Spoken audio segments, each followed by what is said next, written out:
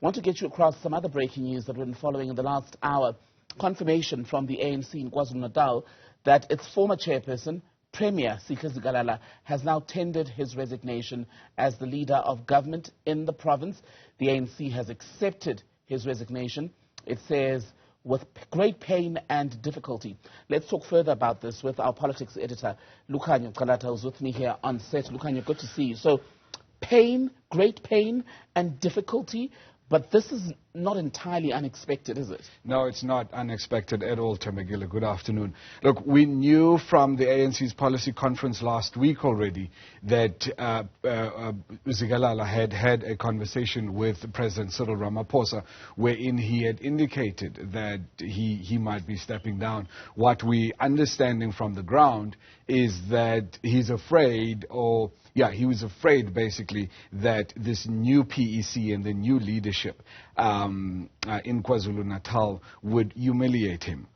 So I think he's then decided to jump before he was pushed. But the ANC has historically found it awkward to have a president who's not president of the party, or a premier who's not provincial chair. Two centers of power, they call it. It is a big problem within the African National Congress, and I think it speaks to the fact that comrades don't really trust one another.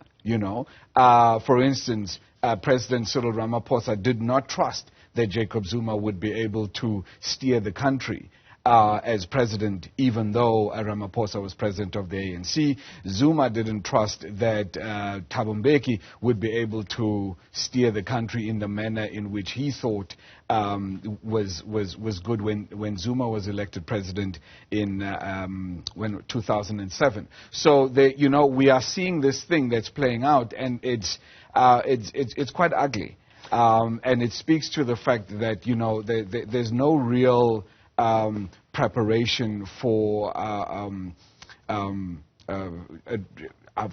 forgetting the word, but ultimately that there's no advanced discussions within the ANC on issues or who takes over after one person is elected. And in KZN, though, the ANC had initially, in the days after the conference, in fact the morning after it became clear that Siboniso Duma had defeated Zikalala in the race to become chairperson, was quite coy about how it was going to handle, isn't it, the issue of who becomes premier. They said, I think one of the comments was, well, he's not going to be instructed to quit, but if he wishes to do so, not such a bad idea. Yeah.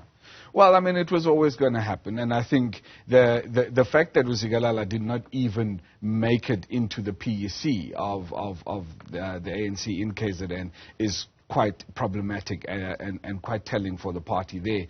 And I think it was really just a matter of time. Where did it all go wrong for Sihle Zikalala? I mean, how do you go from being the premier, the face of the ANC in KwaZulu-Natal, to not even making it onto a long list of provincial executive committee members? Jacob Zuma.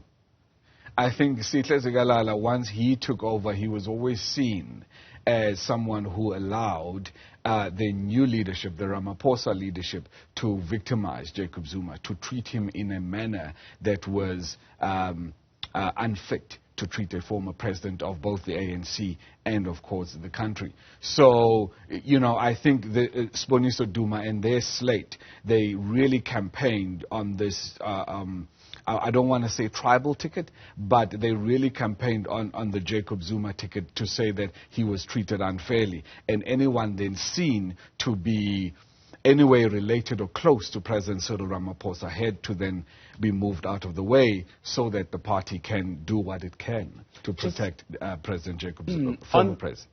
Sorry, Lukhanyo, on Siboniso Duma, interesting to note, though, that his name is not among the three sent now to the ANC's national office here in Johannesburg for consideration to succeed Zikalala. So the names that we have are Nomusa Dube Ngube, Amanda Bani, as well as Mbali Fraser. Look, Siboniso Duma, he's never actually served within provincial government.